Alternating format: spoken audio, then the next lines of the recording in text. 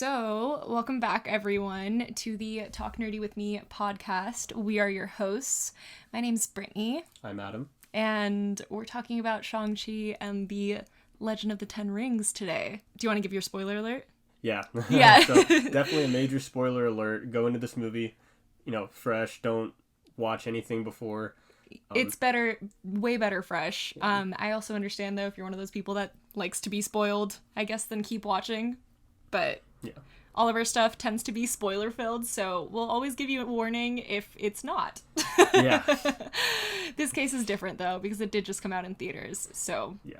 And I feel like that was one of the coolest things, is just being able to see a movie in a theater again, because this is my first time back. Yeah. So, of course, it had to be a Marvel movie, but just being back in the theater, seeing a movie the right way, it was so much fun. Yeah, no, it was amazing. I mean, I feel like the way I know that it was a great movie was that we were in one of my least favorite theaters in Town Square.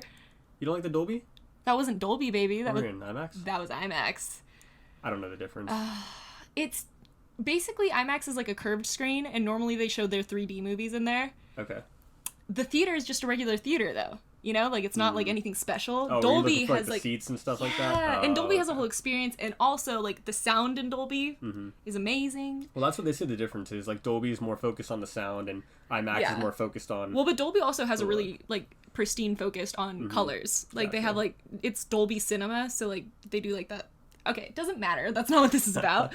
But I still loved the movie, even though, like, we were right next to people that I didn't know, and I was like, wow, this is still pandemic, I think, and I just forgot all about that as the movie started. Absolutely. I mean, I kept my mask on, but I forgot about it. I think it's funny watching it in theaters and then taking for granted the fact that we've seen everything else on Disney Plus, because as soon as it was over, I just wanted to replay it and watch it again. Yeah. I told her, and we haven't seen it a second time yet, but I honestly want to go back again, just to get another watch, because it was that good.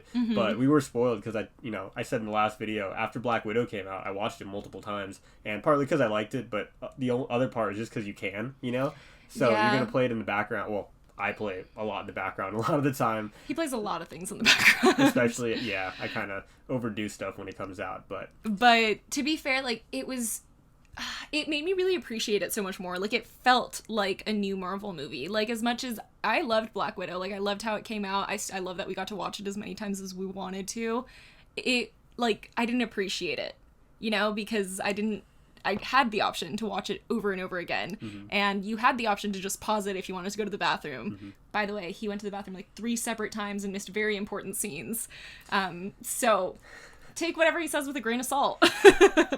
But you have all those options when you're watching on Disney Plus, and like not having them by seeing like Shang-Chi, it was so much better. Like you had to appreciate it, Yeah, well, there was just more suspense to it. Yeah, you know what I mean? And it's like cool when everyone else is suspense too. Exactly. Yeah. Like everyone has the same reactions, and you're like, that person that I have no idea is just like screaming with me. Yeah. No, I really can't say enough good things about this movie, because I went into it, I didn't do a lot of research. That was partly just because I kind of wanted to just see something brand new. Wow, welcome to the league. I know. Isn't it nice? It was fun, yeah. But that's why, and so I didn't go into it with like no expectations per se, but I really went in just saying, let me see, you know what I mean? Let me see who this hero is, the backstory. Like, I just kind of wanted to see it all right off the bat. I knew who the Mandarin was and a little bit on his backstory, but obviously that's like, Iron Man 3. It's almost not even the biggest part of the story, It's really about Shang-Chi himself. Well, and the Mandarin specifically wasn't even really a part of the story at all. It was almost like a... Well, the name itself. Okay, so the joking, right. His father was the Mandarin. Yeah, well... So, not named the Mandarin, but he is the Mandarin, which is the leader of the He was the idea of the Mandarin. Right. Because he even said, like, Mandarin isn't what they call it. Orange chicken. Yeah. He's like... after a chicken dish? Yeah.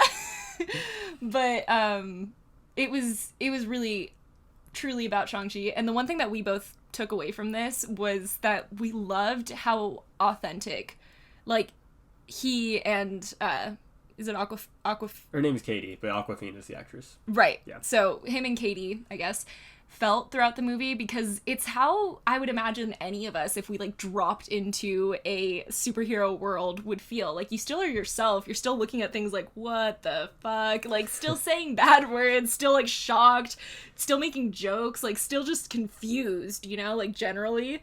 And I love that they kept that in it, that we like Like lose there wasn't that. any point where they matured and finally we're like, oh, we're heroes now. It's like, no, we're like, we're doing hero stuff, but we're still like, I mean, I even we have no told- idea what's going on. Right, because they're both like, I don't want to grow up kind of people, which I personally very much relate to. Like, I refuse to believe I'm the age I am. It just isn't a possibility. And that was the whole funny part in the beginning with them, was literally just the fact that, you know, they both had degrees, they both had like tons of experience, they both should have big kid jobs, and they're valets Yeah. at a hotel. And they're both very okay with it. They're like, that, of course this is our job. What do you mean? Like, it's really hard to be a valet. Like, you're just really oversimplifying it. And then they go and sing karaoke. Like, I loved that. And in the end, they keep that authenticity. They talk to the same friends. They tell them this whole story in the most, like, bizarre manner where their friends automatically assume they've gone crazy. They've absolutely lost it this time. And then, no, of course, they were actually saying the truth, but they're just still the same people. I think those are like some of the most fun heroes. Like to an extent, that's what they do with Spider-Man because he is a teenage kid in school. So with these guys, it's like, oh, these are, you know, not middle-aged, but they're in their 20s, you know what I mean? They're a little bit older. They don't really know what they're doing with their life. And now they're getting thrown into this They're whole... almost 30, I guess. Yeah. So, but now they're getting thrown into this whole Marvel universe. They have to basically help save the world. Well, and it's funny, just too, because Shang-Chi definitely knew about all this stuff already. It wasn't like a surprise to him. Yeah, it was a different side, though. Like, being part of the Ten Rings is different than being, like, supernatural stuff. Like... Well, no, because the Ten Rings were always supernatural. He knew that. Right, but he didn't know a dragon existed. That's fair. No, well, but he always thought there was, like, a fantastical world, but they didn't think it was true, Yeah, but at you know? that point, it goes into just, like, their cultural mythology. You know what I mean? Yeah, like, he thought it was his mom's mythology. Mm-hmm. But, I mean, you're right. I think that a lot of what makes it still authentic is the fact that Katie does tag along. Like, I'm so glad that she was throughout the entire movie. I was so nervous that he was going to leave her behind. In the very beginning, but she was like, no, I'm getting on that plane. She's like, when are we meeting? And he was like, what? Yeah. She's like, I'll see you there. Yeah. And you'll explain everything. You know, like, she was such a, like, fresh, oh God, what's that? Like, a fresh perspective, you know? I agree with that. And she really kept him grounded, I think, you know, because it's easy to become a superhero when everyone treats you like a superhero.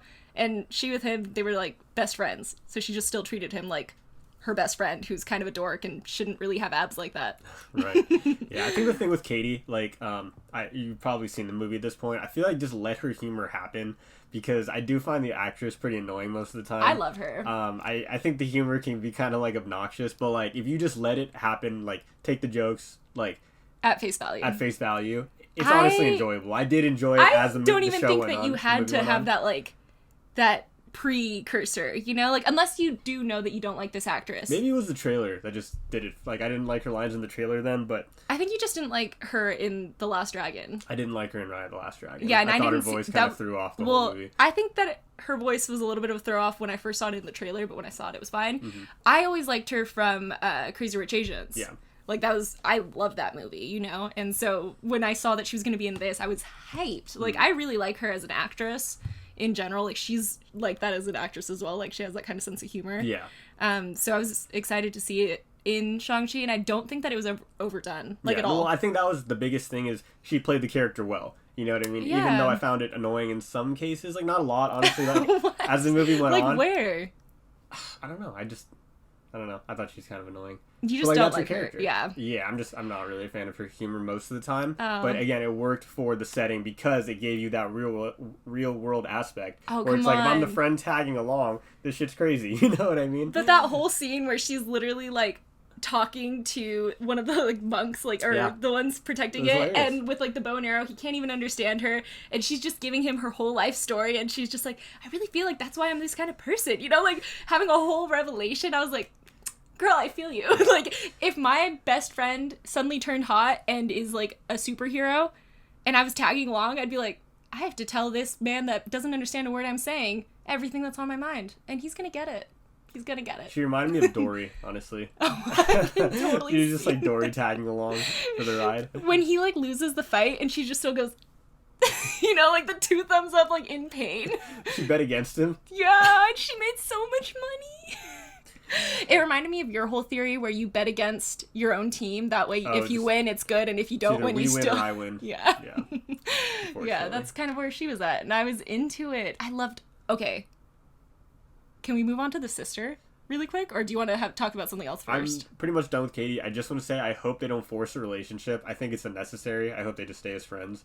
but I feel like thought they were kind of I thought shifting towards that direction. wow, I thought it felt really natural. Did you? Yeah. I hope it's that way, because those are like the best kind of on-screen friendships where like you think, but it's not going to actually happen. And it's because like, I mean, even when she saw him like shirtless, that was the first hint, in my opinion. Like when she saw him without a shirt on, or no, when they were fighting in the train, and she just sees him like pull out all of this like really sick martial arts, and she was like, "Who are you?" You know, like at that moment, I'm like, she's into it. Well, so does that mean you think they will end up together? Oh yeah, I think that she's that's already. What I'm hoping they avoid. I just don't think it's necessary. But that's why I'm saying I felt like it was a natural like progression. Like I felt like they've only. So it's not forced. You're saying, yeah, I think that they've always like been on that path, like as best friends. You know. They both had like very similar like ideals and things that they wanted out of their life, and they both were still very intelligent, you know. Makes sense. They like stuck together. Yeah. But like it could also go the other way where they just stay best friends, and I would like it either way. Yeah.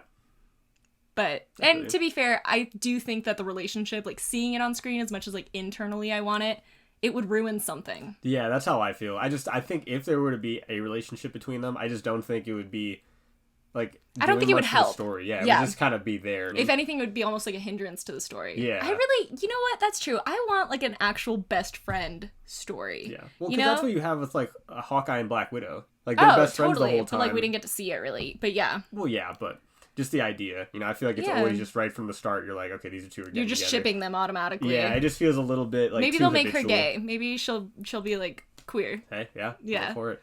And then you don't even have to think about it. She's like, wow, you really thought I'd be into you? No, I'm into your sister. That would be an absolute perfect line Wouldn't for her it? to drop. Like, Wouldn't it? knowing her and the character she played. And knowing the sister? Yeah. Come on. Yeah, like I'm all for it. I'm here for that. All right, write it down. Okay. If Marvel uses that, copyright it idea. at Brittany. It was my idea. I expect to be brought in as a director. So, but yeah, let's go on to the sister. Let's do it. Yeah. Like, it's funny that we're not talking about Shang-Chi, even though it's like his movie. I have so much to say with him, so I feel like like most of this will end up being about him. I feel like that's fair. Let's cut out the we'll side leave characters him first. for the end. Yeah. I totally get that.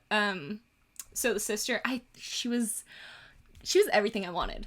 She was so cool. She was like so nervous. Like obviously Shang-Chi was the main dude, and he was probably my favorite, but she was a very close second. Yeah. She was so cool. She was sick. She was just like.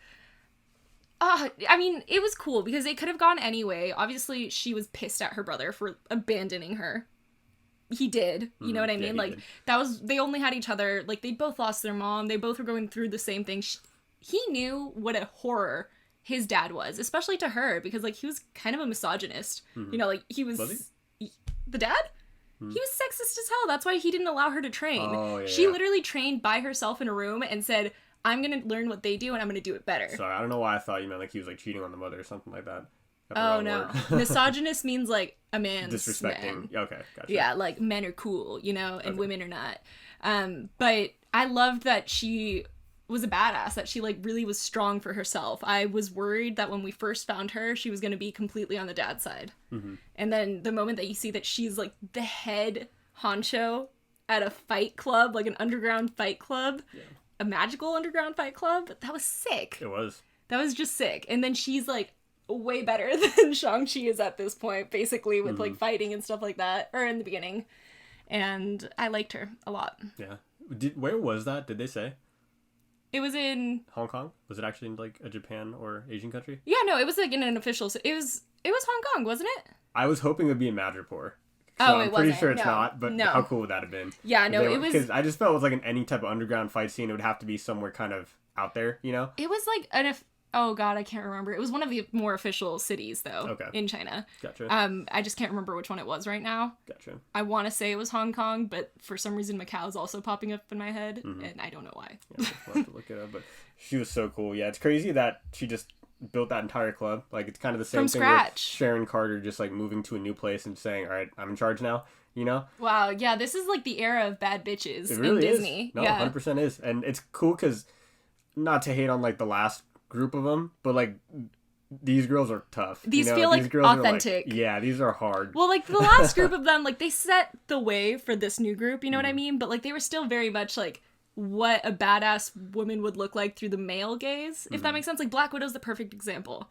Like she was a badass because she was hot, she barely had any lines, and she looked really good in a tight outfit. Right. You know what I mean? That's really all we knew about her. versus like now they're just fighters. Yeah, like straight up. literally, they're like they fight for what they want. And they have like this huge backstory. They have like motivations of their own, obviously, and they're not necessarily dressed in a way that's like, hey, aren't I sexy? Yeah. Like, they can be, because they're hot. Because they look good regardless. Yeah, but like, it's more of like a, yeah, I wore this because I like it. Exactly. You know? Yeah, but I just liked her, like, fighting style. I thought it was so cool. Like, her weapon of choice, I'm not sure what it was called, but... The whippy thing. The thing, it had like a... It's almost like a sword on the end. It was but like she had a spear. Connected to a chain, yeah. It was a spear. And on the other end, it was a ball. Mm-hmm. It was a ball? Like, it's like a ball and chain situation. Because it was both sides could be used. Okay, gotcha. Yeah. Or maybe they were both spears. I can't see. It would be better if we could see it again, huh? Yeah, exactly. But I loved it. It was so weird. It was just such a unique weapon that's just so fun to watch. You want to know why I think she chose it? Because, like, they show a scene where he's working with that, and then she does it inside when she's not being helped by anyone. And when he's working on it, he's, like, low-key pretty bad at it. Like, it seems like it's a difficult weapon to get a hang of. So just make a point.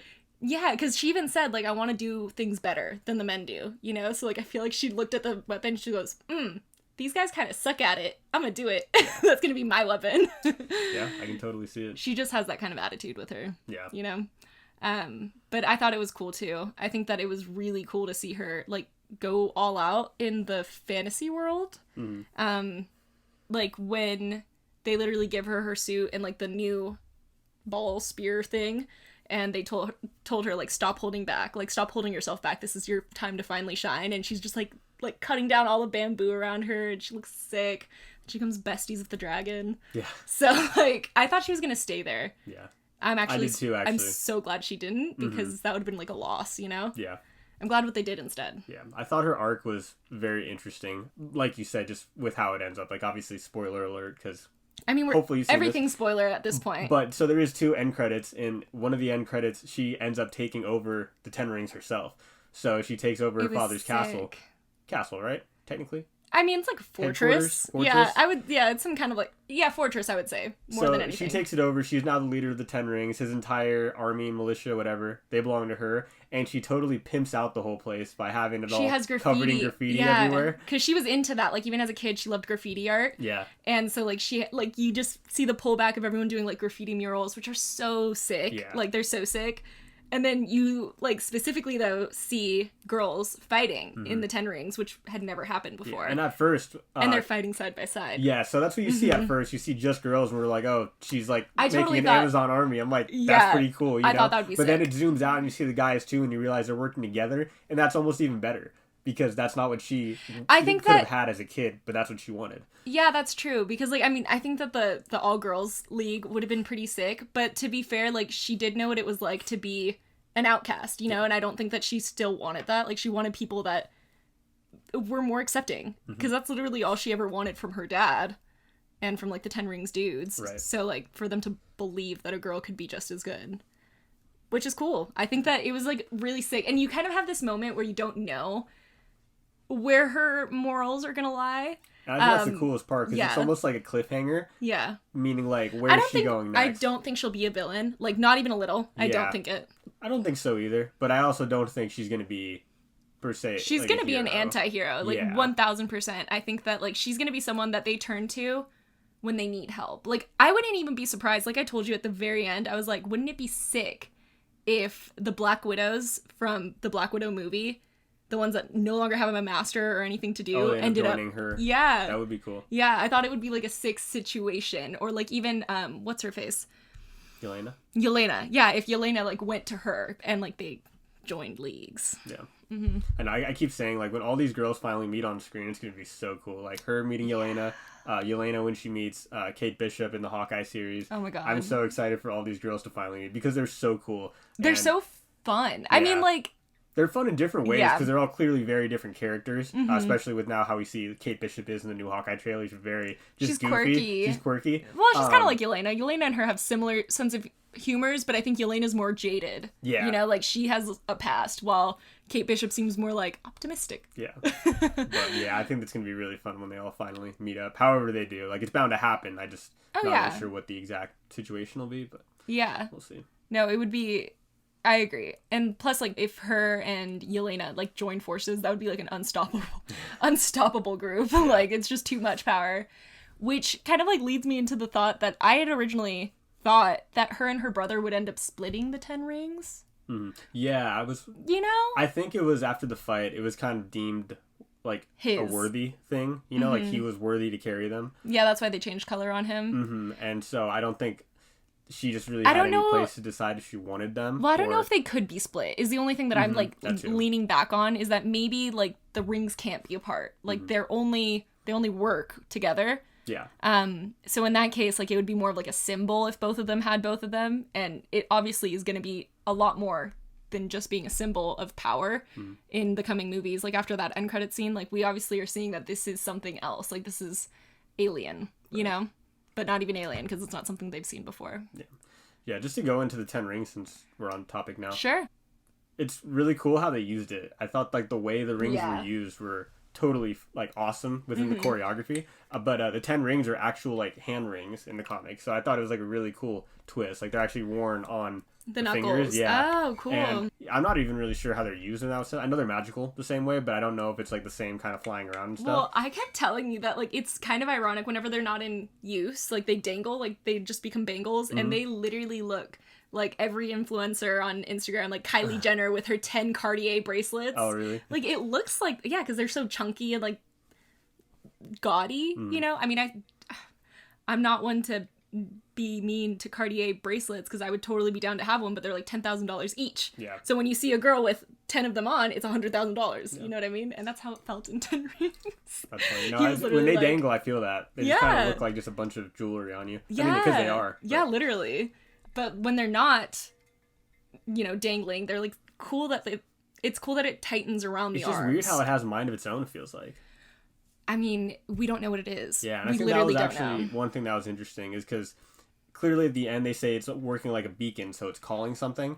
I was telling her throughout the whole movie, once we found out about, the mother's homeland and that, cave that had something locked in, I immediately thought it was going to be the Deviants locked in. And the Deviants are going to be basically the bad guys coming up in Eternals. And I thought, oh, they're locked in a cave.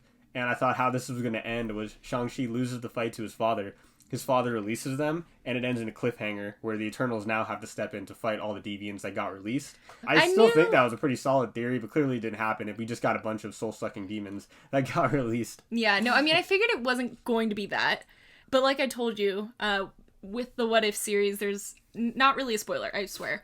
The Doctor Strange episode, though, there's like, you see tentacles at some point, but you never really see what it's attached to. And I was telling Adam that the tentacles kind of reminded me of these soul-sucking demon things. And it'd be kind of intriguing if like somehow they're mixed together. You know what I mean? Yeah. Obviously, that's just like a conspiracy theory. Yeah, no, we won't go too into it, but a lot of people, like there's some deep theories about how the Doctor Strange in the Far From Home, No Way Home trailer is like the evil Doctor Strange from the What If. So that's really the end of it. Yeah. There's nothing more to it, but it would be funny if the What If series was connected to the real cinematic universe. I wouldn't even say connected because that's not really what I would plan out for this. They're, to me, like the What If series, they're obviously one-shots, but like there's so many dimensional elements to that episode that I wouldn't be surprised if it did somehow open up into that cave, because they were obviously holding back something very powerful, something that, in that episode could have been handy to Doctor Strange. Yeah. So that's why I was saying it, not really in any connection to like the actual character. Which is whatever existed there could definitely be existing. Yeah. Well, because like that's how it is, like even if it's a different like time, another multiverse, it still has a lot of the same things that the normal multiverse that we see has. Right. So like that's why I thought it would be like an interesting theory, is if like somehow it is the same kind of creature, but it doesn't really matter, I guess. Yeah.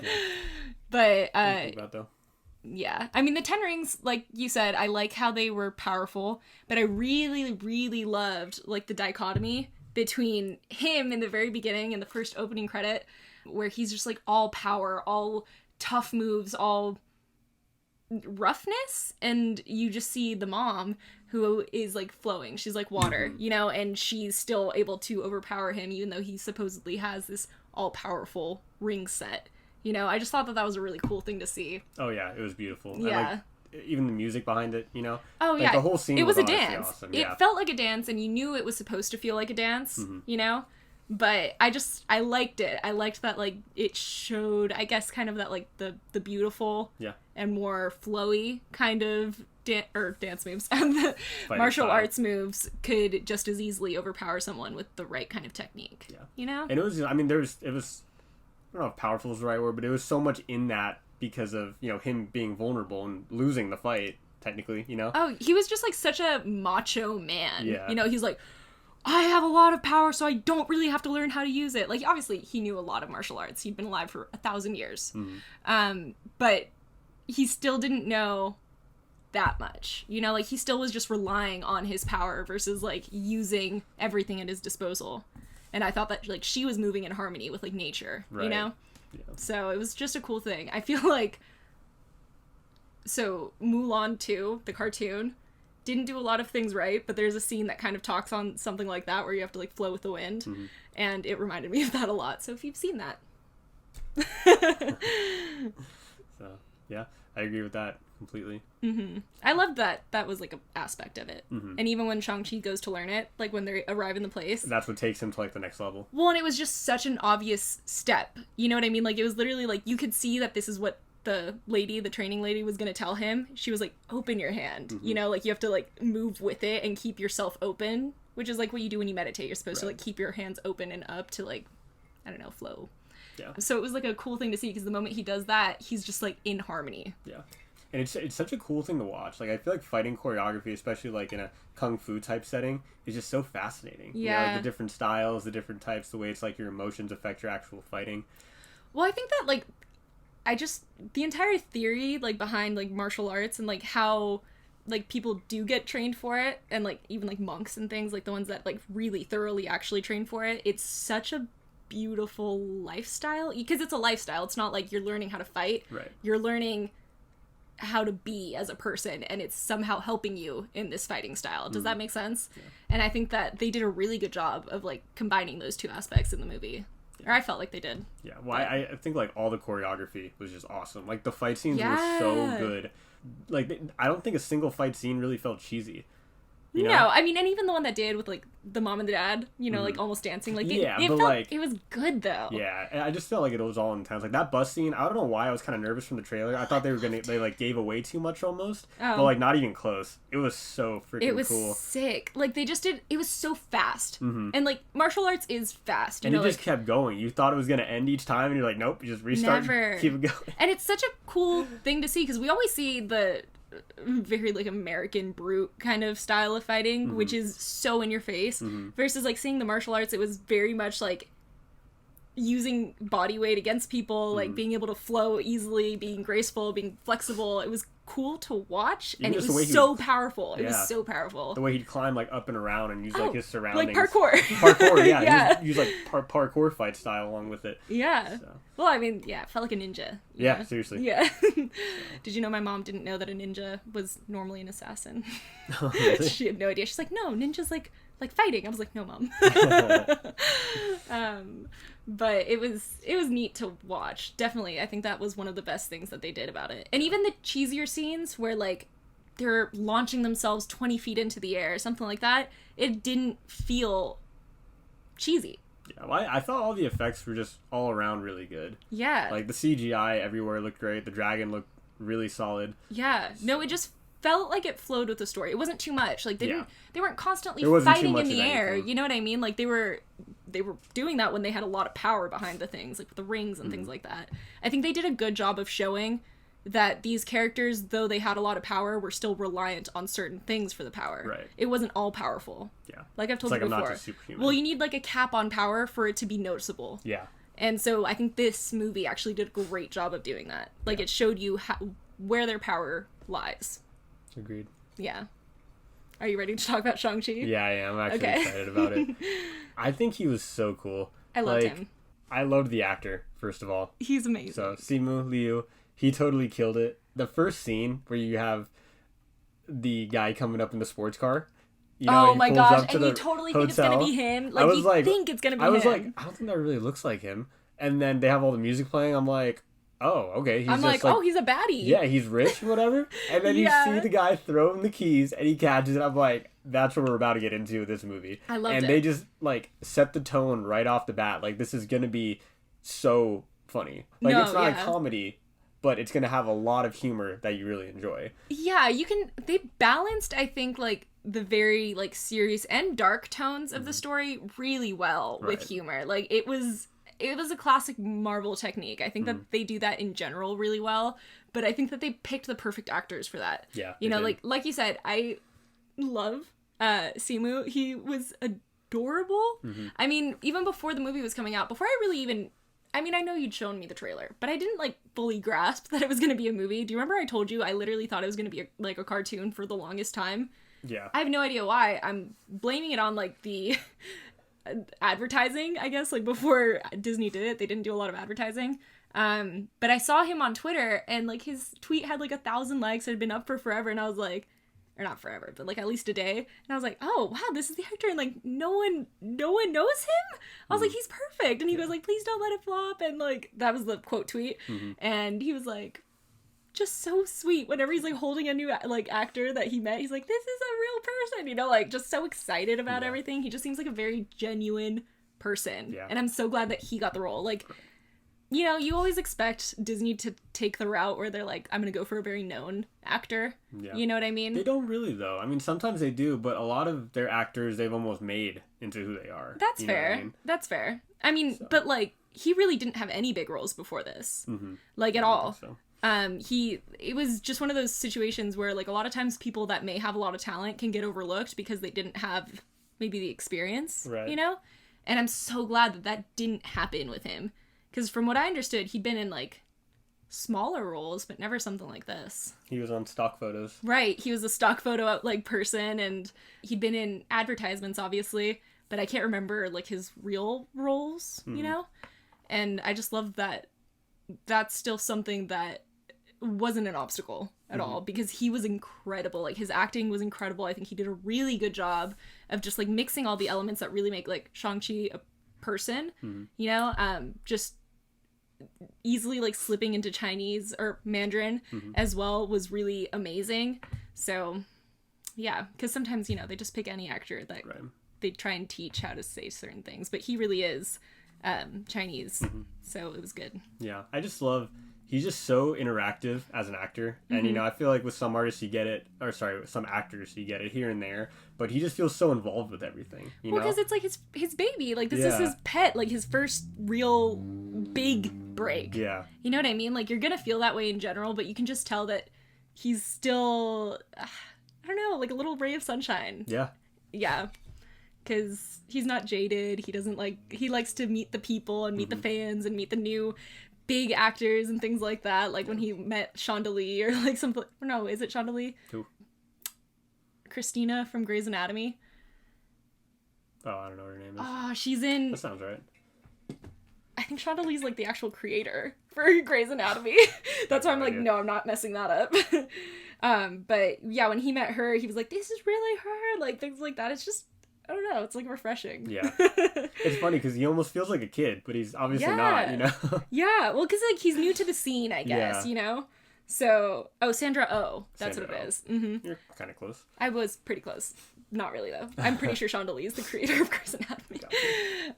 But yeah, I loved him as an actor, but then as Shang-Chi, twice as much. Yeah, and I think that's one of the best things. Like I said, I didn't do too much research going into this, but Shang-Chi is not that big of a character most of the time. Like, in normal Marvel, like, honestly, before this, I really didn't know too much about the comic character at all. I didn't know anything. So that's why, you know, going into this, I said I was coming in kind of fresh, but he really made you love the character. Like, he's already... Like, he gave it a voice. Both the actor and the character are already fan favorites, which is awesome when you're going into this new phase where it's like, okay, we have some people left over, you know, we get a couple new faces here and there, but who's going to be, like, the bigger people on the team? He almost feels like the way that I think a lot of people felt when we first met Peter Parker, like this version of Peter Parker, where it's just like he's a kid and we're all rooting for him. You know, like, we just love how genuine he is. Peter Parker, not like even just, you know. And that's how Shang-Chi feels. Like, he feels so genuine, and, like, we're rooting for him because, like, yeah, he has a hard life. You know, like, his backstory was difficult. His past was, like, really sad, and, like, you just want him to have the best. Agreed. But yeah, I feel like, especially, like, with all the cultural aspects that come with the Shang-Chi character, like, I feel like the way we like him is very similar to how, you know, we love Chadwick Boseman as T'Challa. Yes. You know, that's, I don't know why, like, there's only so many parallels between the two, but like I'm looking at Yeah. him as an actor the same way I kind of looked at Chadwick, so I'm really getting attached to him already. So I think it's just, again, like you said, it's the cultural aspects. Yeah. Like, we don't really, in most of the other characters, we're not getting any other culture. We're getting, you know, America. Yeah. United States of America specifically. Like, that's what we're getting. Kid from Brooklyn, another kid from Brooklyn, Yeah. another kid from LA. You know, like, it's all very American, which is, you know, fine, whatever. Yeah. But it's so much more fun to be able to see other sides of the Marvel universe and mix it with, like, other cultures. Yeah. You know, it makes it so much more interesting, well-rounded. Yeah, you know? definitely. So, yeah, it was just cool. Yeah, no, I and loved it. the mythology, so speaking on the whole like culture aspect, like we both loved the mythology, especially when we see all the like animals come out in the land, where like you see the nine-tailed fox, you see, I'm not even sure what that elk thing is called, but I know I've seen it before. Morris, Yeah, whatever he is. Morris will be right here in the thumbnail, so you can expect that. Thanks for giving me that task. Sorry. No, but he was the cutest thing in the world. But it was just cool, and the lion thing, I'm sounding ignorant, but like the lion thing, or even just like the way that the dragons, the way he like flew around, right? Yeah, it was a water dragon, just like Raya, which is kind of interesting. But they did a really good job of still, I think, at least with my limited knowledge, of being like authentic to Chinese mythology or folklore, things like that, you know? Right. So it was cool. But yeah, another thing about Shang-Chi though, as long as he has the 10 rings, he's one of the most powerful. He's immortal. Heroes. He's immortal. He's first of all, verifiably, which will be interesting with Katie. You know, like as a thought process. It's the least of our worries, but no, I know, no, not because of relationship. Like best friends are like that too. You know, like yeah, that's true. I don't know. I think it'll be interesting to see how Katie's. Her name's Katie, right? Her name's Katie. Yeah. I was thinking of Kate Bishop for a minute. I'm like, am I confused? But it'll be interesting to see how she progresses in the story. Like, is she gonna become like a really cool bow and arrow, Katniss Everdeen kind of gal, or is she gonna get her own powers somehow? Like, I'm curious to see. Or is she always gonna be the funny best friend? Right. I'm okay with that. Yeah, that's it. But no, it's interesting because of how the movie ended with them analyzing the rings and saying, you know, these are ancient. Like, we don't know. Are they from the Eternals? Are they from the Beyonders? Are they from? Well, even like Captain Marvel and Hulk being there to like view in on it, and obviously it was Wong. Yeah. So I mean, they all have so much knowledge, and they're all just like, "What the hell is this? We've never seen it before. This is the weirdest thing ever." Yeah, and it's crazy because you look at it and you're like, now that the Infinity Stones are out of the way, like what's really left as the prize in the universe? Oh, and shit. It might be the 10 rings. I mean, you would think that whoever, if somebody wanted them, they would have come for them by now. Well, and it's also the idea that, again, like you said, you have to be worthy. So is it going to be someone that's like his dad and they're blue, where it's all lightning power? Or is it going to be golden light, like when he wears it? You know? Like, I think that's the difference. Yeah. So it's really fascinating to see what's coming next, because you want to say it's going to have to be the Eternals, just with like the layout of how everything is lined up. But I just don't see any of these characters showing up in that movie, which is even weirder because the Eternals to me feels like a standalone. It's just them having to deal with something. Yeah. But at the same time, if there's that big of a cosmic threat, it's not even cosmic. It's like bigger than cosmic, since they're all like gods pretty much. It's just weird to think that none of the Avengers would be used in the movie. But I also but they would also be null and void in that kind of situation. Yeah. Like, because the Eternals are supposed to be so powerful that it like makes anyone look wimpy. Right. But no, I think I mean, the way that I keep seeing the Eternals, it feels very like separate from this new era, if that makes sense. Like, I don't know why they're being brought in, but I'm sure they're going to mix it in somehow. Marvel's not the kind of like company, I guess, that just does one shots unless it's like what if, you know? Right. So I'm not sure. Well, no, it's for sure connected. I mean, like literally in the same universe. But like you mentioned, like they're not the Eternals. Bit of side tangent.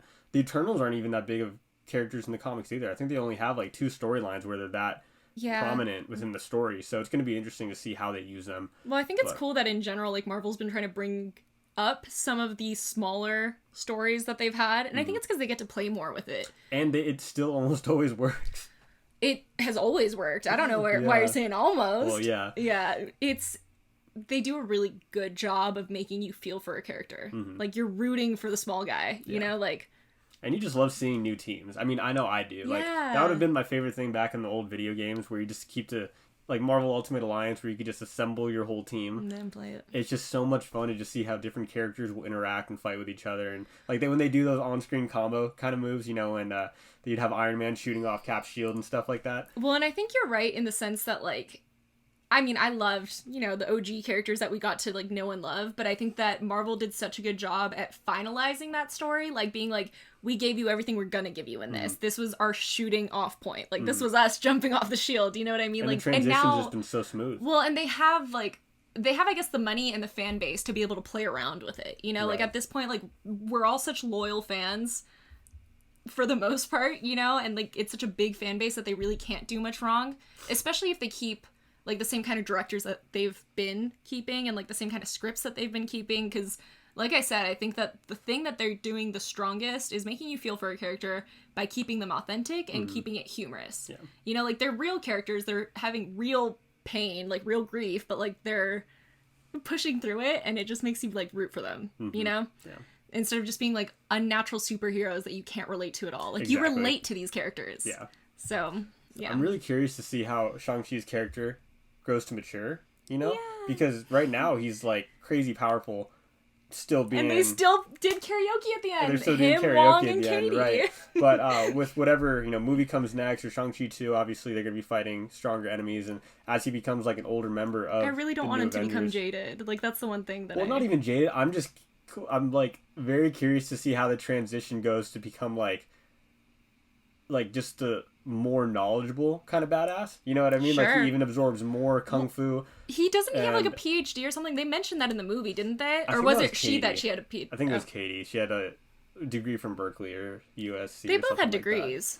But I think she was the one getting flamed for not using it. But I can't remember. But no, I'm really curious to see how his character progresses, because I feel like as he gets older, like this type of character just sounds so like cool to me. Well, I mean, even because remember in the beginning when they were first kind of talking about the dad and he was Master Khan, and I remember I turned to you and I was like Genghis Khan, right? And so he was just all the conquerors. Well, literally, because that's I mean, I felt like that's at least like what they were hinting at, because he was supposed to be ancient. He was supposed to have immortal.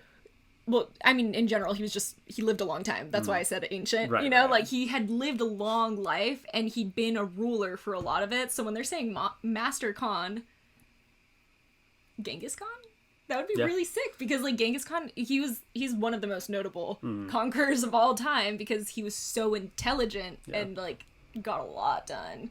You know, like, he owned most of the world, more than almost anyone else, I think, even like Rome. Yeah. So and that's always like an interesting like thing you'll see in some stories where it's like it was the same person doing everything. They just kept changing their name as time went on. Yeah. So. No, and I liked it I like when history is fed to you in that way, where it's like, this is fake history, but like you can play with it, you know?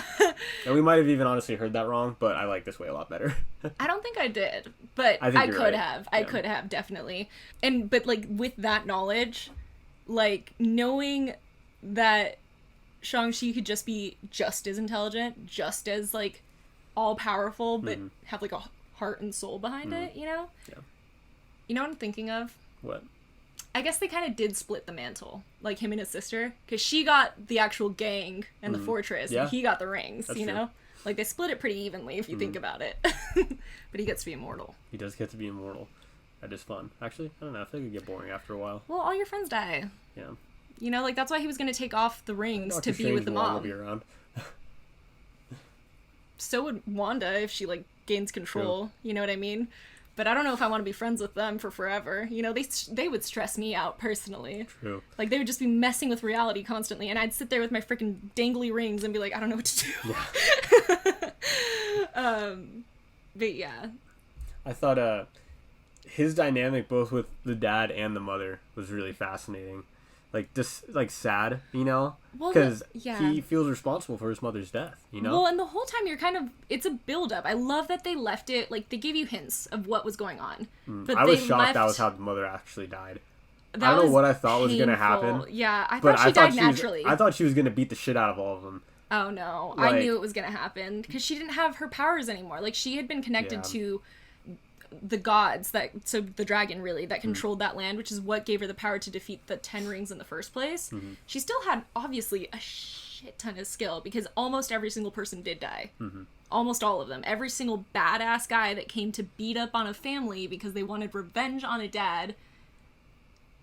That was so annoying. That was so annoying. And she was so, like, cool and strong about it, you know?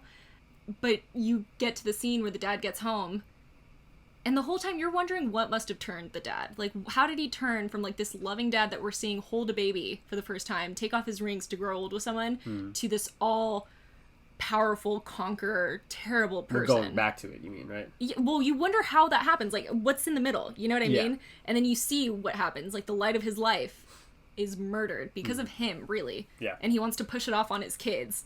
Like, a 10-year-old, 8-year-old kid could even do anything about it. Right. They can't. And it's like you would have lost all of them, but you know you're lucky enough that and the didn't kid stayed alive. And I think like he lost sight of what his love would have wanted. You know, like this has happened in like a few I think kinds of stories where like this trope happens where the dad in his loss and grief and everything forgets completely that the person that he loves so much loved the kids and would have wanted better for them, and then comes and tries to control them and be a terrible person because he wants his one love back. And it's like, you're ruining the one thing she gave you. The one thing she left you. Yeah. You know, the one thing she died for. Like, she literally died for them without a care in the world. Like, she knew she was doing it for the right reason. And he did what he did. It was a hard story to watch. Yeah. Because it is unforgivable, but at the same time, you kind of get it. Yeah, and that's, I think, what's interesting about him technically being the villain, per se, is that the most fascinating villains always be the ones where you can kind of see their perspective to an extent. And obviously, it's not like he was in the right, but he really thought he was hearing his wife, who could still be alive. And he buried the body, you would think, so that kind of throws a wrench in it. No, because he just probably thought the soul is in the spirit realm, whatever. So, like, that part you get, you know what I mean? And that's, like, I think the craziest part about all of it is that you're like, the father was a terrible person, had the kids, married to the He didn't wife. do good things. He was unforgivable in that sense. Right, and then after the fact, he settled down with her, and he was good again up until she died. But then you're like, he's doing this because he was so in love with her. But you also know, like, even the whole process of him, what he says, like, the pain in his voice where he says, she thought I could change, and they still came back for me. Like, he's like, I thought I was doing good, and then, like, his old life caught up with him. There was no change in the future. Like, for him, like, everything was lost at that point. Yeah. And you get it. Like, you definitely do. But, like, it also makes total sense that the kids would never really be able to forgive him. Never. Oh, yeah. No, it's not.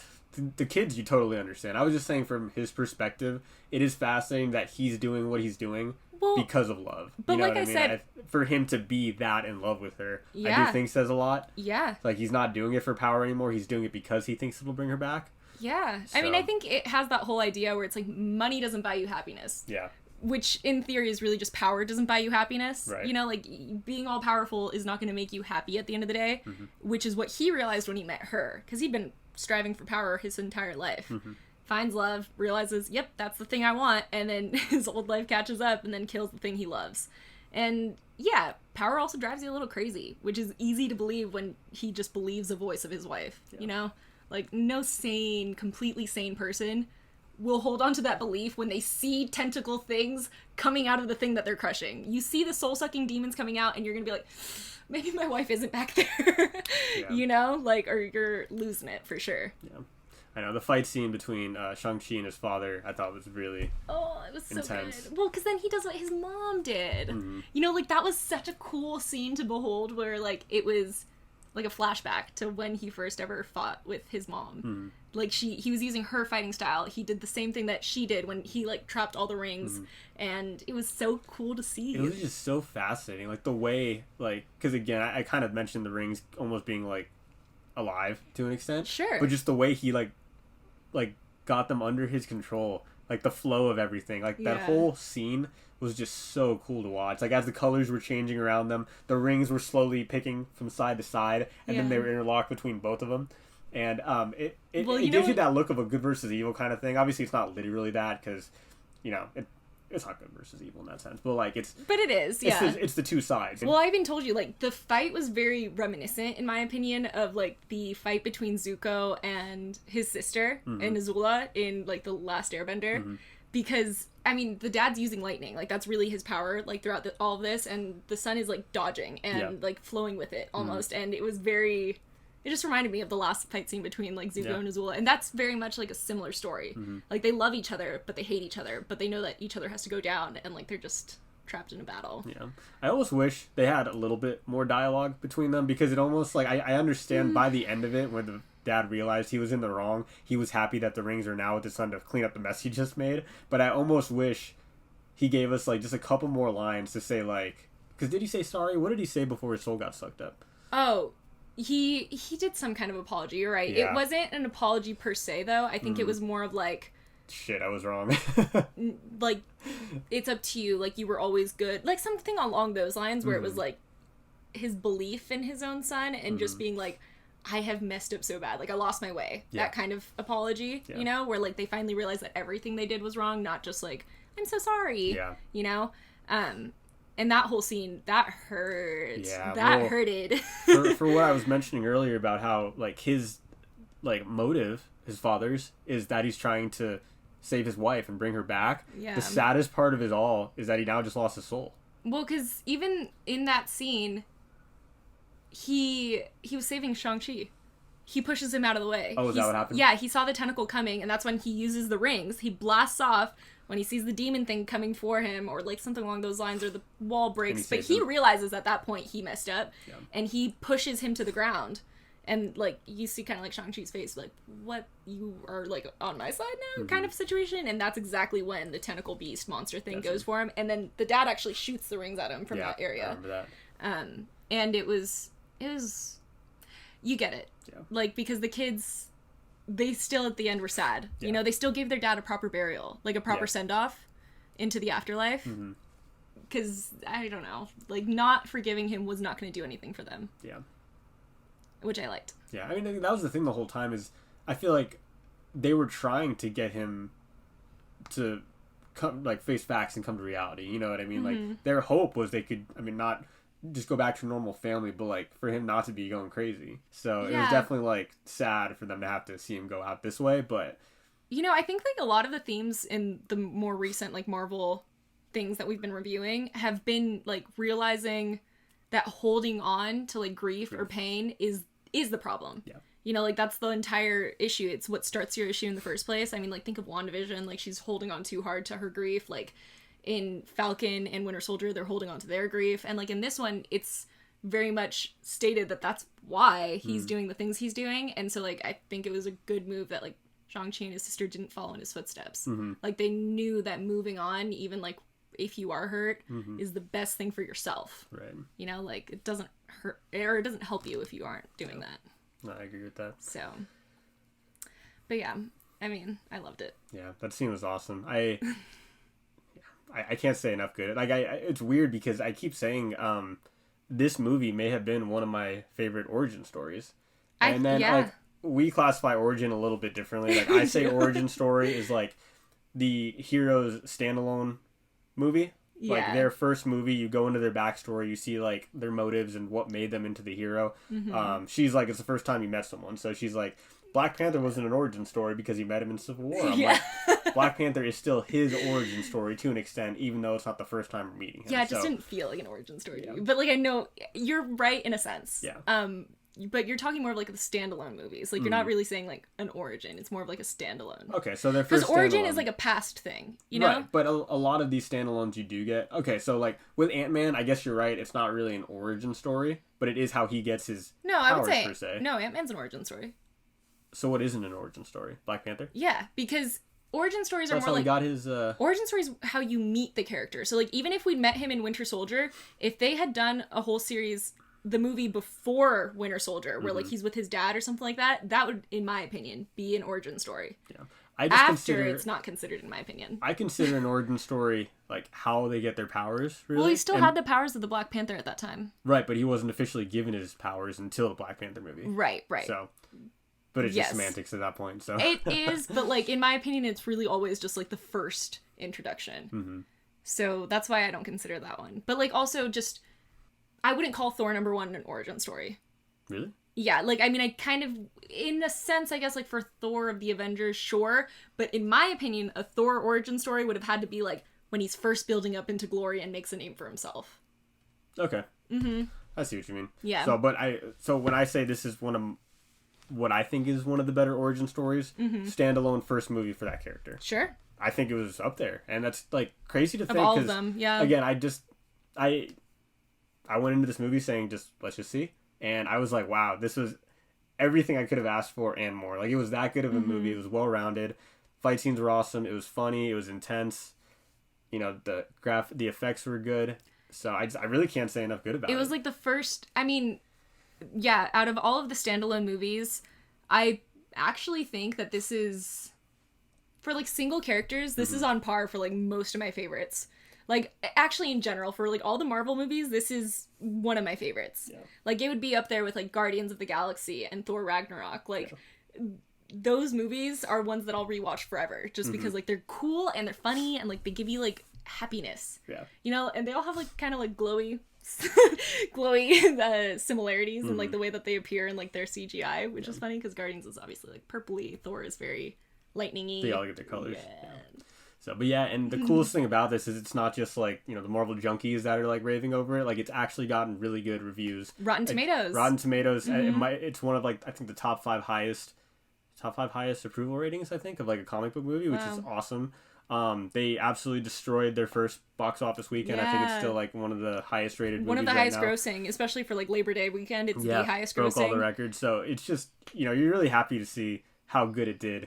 You know, and it shows that there's been like a fan base waiting for something like this. Like, we've been waiting for something cool, like not something just another reused kind of like American character. Like, we like the culture, we like the differences, you know, like we want them all. It's just cool to see something new. And like I said, Kung Fu hasn't always been like something I'm crazy interested in, you know? Oh, I've always been so into martial arts. Yeah. I almost want to start watching some old Kung Fu movies, so if you guys have recommendations, let me know. I grew up on Kill Bill, and like that's not, I guess, like as authentic, but like I was always like grown up on like samurai style movies, you know, like it was so much fun. Yeah, but like Kung Fu Panda, of course. But yeah, like the way they did it was just awesome. Yeah, you know, like it was so. I loved the fighting style. Like, I can't say enough how it was just so much fun to watch.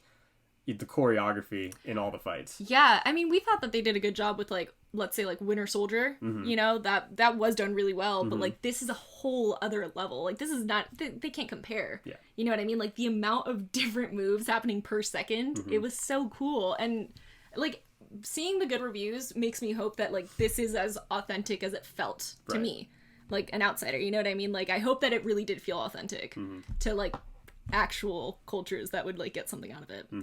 But yeah, I agree with that. Yeah, right? Because I don't know, obviously, but it felt like it was real. Yeah.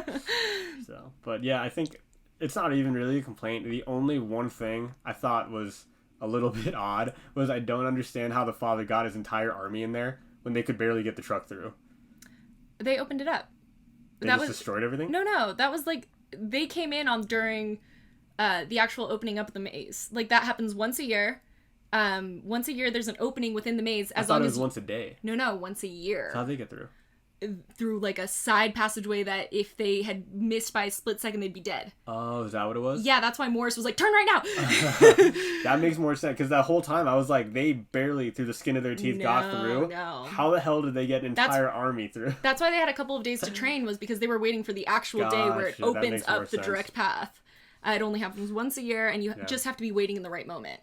Cool. Well, but I have no complaints then. My only complaint was movie. I felt it was unrealistic that once the dad did see the soul suckers coming out of like his portal as he punched it, that he didn't realize that it wasn't true. Like, it took him so long. He broke it down before he realized it. Like, he didn't actually ever realize it. You know what I mean? Like, I think that that's unrealistic. As much as like, yeah, he'd lost his way and he was a little bit crazy. I think that you would notice, like, or at least I would hope that you would think that your wife doesn't deserve to be in that, you know? Yeah, like, why was she in there? Yeah, but that's the only thing that I could think to complain about. Yeah. Oh, can we end it just talking about Morris and the Mandarin? Yes, I was actually going to get to that next. So, Trevor Slattery was the actor who was posing as the Mandarin in Iron Man 3. And Iron Man 3, it's okay as a rewatch. It's not my favorite. It didn't do that well at all. But it's, like, it's interesting. Like, the twist, it was a very respectable twist in my opinion, was him not being the actual Mandarin, just being an actor. I did not see that coming. But what's hilarious is that they brought him in because he was posing as the Mandarin. And so we just found on Disney Plus, there's a short film on there called All Hail the King. and it is It like released a mini right after the movie. Like, yeah, so this came out in 2014, and so I have never seen it. It feels, and it's actually the origin story, I guess, of how the Mandarin ends up in Their jail the fortress. thing, yeah. Because, like, it literally happens. Like, that's what we saw in All Hail the King, Yeah. and that's what's explained, which he missed because he was in the bathroom. I know, I didn't miss it. But that's what he explains. Like, they are in the jail, and they hear something, and they kind of, like, go around a corner, and they see him sitting there, and he's like, have you come for the performance? He's like, I thought I was on at 10, or, like, whatever it is. Yeah. He's like, I'm doing a special one because there's kids here. Like, some funny thing like that. Absolutely hilarious. But yeah, the special essentially goes into how he was broken out of jail after he was arrested at the end of Iron Man 3. Well, because they even ask him in the movie, they're like, so how'd you end up here? And he's like, oh, well, they broke me out of jail because they wanted to kill me. But then I did an impression of a Macbeth, and now I'm here. And the girl was like, so you're like their court jester? And he goes, yeah. Like, Just absolutely hilarious. So he's literally, like, he's a mix of their prisoner and their jester, but at the same time, but he's having a great time. Yeah, he's having a great time, and he has this little mythical, like, furry little Luna-looking thing, but without a face, and it's just got wings, and his name's Morris, and it is the cutest, like, the cutest thing. most random animal they could have brought in. Well, it's hilarious because you didn't see this part, but, like, I was crying because he's sitting there saying his whole story, and they all, like, the sister Shang-Chi and Katie all look towards the side because they see this little furry thing, like, crawling out. It's, like, making that noise, chittering noise, and they're all just staring at it like, what the hell is that, you know? And they say that. They're like, what is that? And he goes, what's what? Like, just absolutely ignoring it. The thing jumps onto his lap, and they're like, what's that? And he goes, oh, Morris. You can see him. Oh, thank God. And then he's, like, really emotional about it because he's like, oh, thank God. And he's like, I knew they could see you. Oh, he's going crazy. Yeah, he just totally thought it was in his head. He's so relieved that his best friend's real, you know? So and, like, funny. I love the relationship that they made. Oh, yeah. I love that he understands the chittery noises. Yep. Even though no one else does. Their whole dynamic was absolutely hilarious because Morris is what gets them into his mother's birthplace, which is like this mythical place. And oh God, it's so chaotic because you're sitting there waiting for something, you know, and the Mandarin's starting to go on a whole spiel, like a whole like moment and dialogue, and he's like, we cannot rush this. We might have to wait all night. We don't even know. This is on him. We will not. Oh, let's go. Go. And at the end where he was playing dead. Oh that was my God. That during the battle. So sad at mid-battle.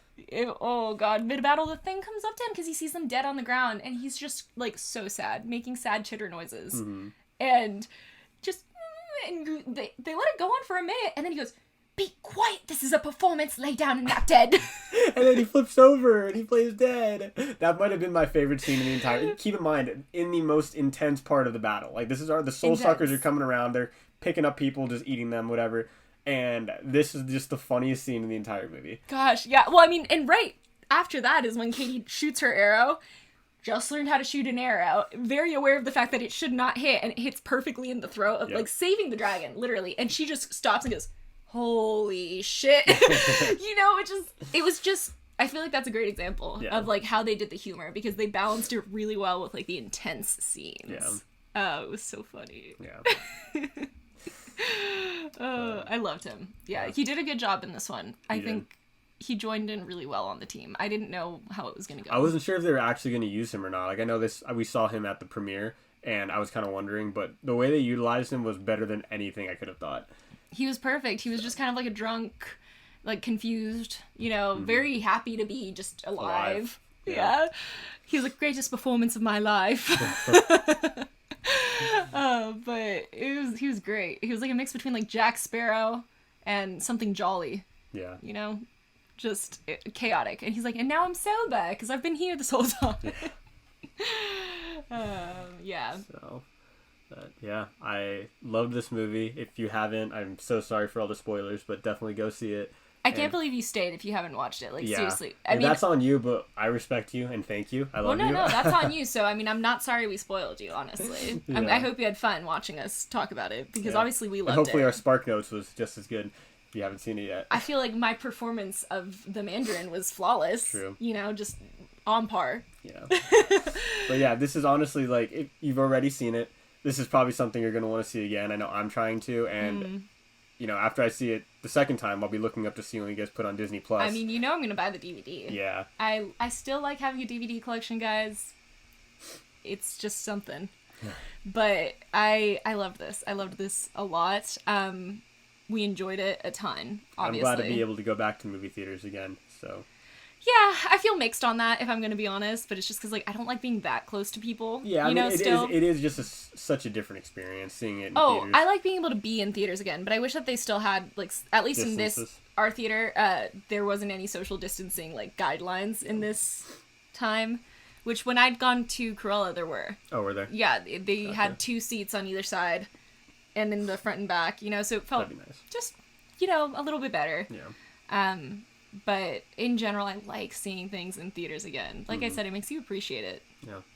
But yeah, I feel like this is going to be a long podcast, and I'm totally okay with that. I want to keep everything in. You guys got to hear us talk for however long we've been talking. I know, and I'm sure after we're done, there's going to be like stuff we even forgot to talk about, so. I hope not. Yeah.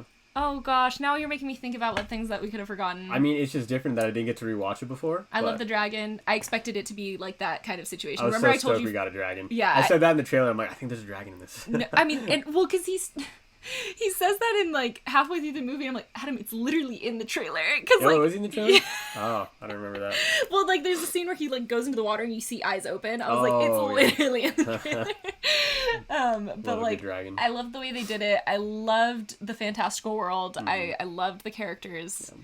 And I hope we get to see more of it. Like, you know, the world that his mother was from. Yeah. No, definitely. I mean, I just loved it. I have no complaints. Like, there's literally nothing I can think of that I didn't like. Yeah. You know what scene was sick that we didn't really talk about?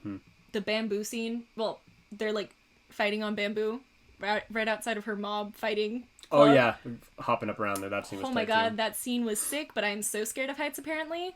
Oh, what, did you get vertigo from watching it? Well, yeah, like when Katie's like falling and like the bamboo's bending backwards and you just see straight down, I'm like, how are these people doing this? Yeah. Well, because like even the moment where Katie first like goes out onto it, where she's like having to walk across the tight beam, like her face looking at him, it makes you remember like, oh yeah, I would totally do the same thing. Oh yeah, like I can definitely die right now. Yeah, I'm okay with dying, just leave me here, I'm not walking out there. And that reminded me of that, and then I'm like, how do all these like fight scenes always take place on these kinds of perilous heights? Like, how are you just gonna be that good at holding on to like bars and swinging yourself across? Yeah, that's the only other thing that I could think that I liked. I mean, everything I liked. Yeah, no, I seriously liked everything. I don't know what I'd rate it. I want to say 9 at least. Oh, I would say like a 10. Would you say 10? Yeah. I feel like, I don't know what movies I'd give a 10. I try to be more selective with the 10s. Okay, that's fair. I would at least give this a 9.5. Yeah. You know, like, I agree. I think that 10s need to be saved for, like, just the right, like, perfect, beautiful movies. Like you said, probably Star Wars. I can't think of anything I didn't like about it. So yeah, it's just, I don't think we have the nostalgic effect yet. You know, I think that 10s are given to movies that you feel nostalgia for. Yeah. And we don't have that yet, but give us some time. Yeah. I'm giving Maybe it a 9.5. we'll make a ratings list at some point. Just like rating all of the things that we've ever talked about in order. Yeah. That would be cool. Yeah. In the future. Yeah. Yeah, when we've talked about more things. Or I guess we could also... A 50th pod anniversary. Oh my god. If we get to that point. We should do like a battle of what our top 10s are for each of the Marvel movies. Oh yeah. That'd be you know, fun like too. arguing our points, I guess. Yeah. That'd be cute. Might get too heated, actually. Yeah. Yeah. We argue when we talk about stuff like this. It gets... Okay, it's not really arguing when you just always go, okay, but you're wrong. You are wrong. He's not willing to argue it out, so maybe we need the podcast for that, you know, for the debate setting. Everyone will take a vote. We'll do a fancy debate. We'll bring in a friend to be the judge. You have to put a poll on Instagram. Yeah. We'll sit Whose on like team's separate. better? Yeah. Whose list is better? Yeah, seriously. That's all I got though. And my computer's about to die. We talked about a lot of things, so this is probably one of our longest podcasts. Yeah. Thanks for watching, guys. Please stand by. I feel like the next thing we're going to talk about is probably What If. Yeah. What If, and then I don't know when that'll get us to, but Eternals comes out in November, and then Spider-Man in December, I think. So. Yeah, and then Hawkeye and Oh, it's also November. Yeah, because that's... There's a lot of stuff coming out, Yeah. so we're gonna try and go as fast as we can. Oh, we might still do the trailer reaction for Spider-Man. Let us know if that's something you'd be interested in. Yeah, we'll definitely do something before Spider-Man as like a precursor to the movie. Maybe definitely. more information. Just like kind of like our thoughts and ideas for it. So expect that down the line. But I feel like the next one's gonna be What If, because that's almost done. Yeah, and yeah, we're gonna try and spit these out as quick as we can. So bear with us if it's not weekly, but we don't live together right now. It's harder, guys. Yeah. So yeah. But yeah. Please stand by. Please stand by. And until the next one, we have to do our thumbnail. I feel like I just want to like be the 10 Rings. It's like a Morris. I would love him. Yeah. Like little chitters, like. Yeah, I know. Luna, you'd be Morris if you were a mythical creature. Morris is the star of the show. Morris is the star of the show. We need to get that Funko. There's a Morris Funko? Yeah, you showed it to me. I sent you the stuffed animal. There's a Funko, too. You showed it to me. I could have made up that Funko. I think I dreamt it, because I'm not seeing it anywhere. Oh, no. I'm in the wrong dimension. That was fun. Why do bad things happen to good Britneys?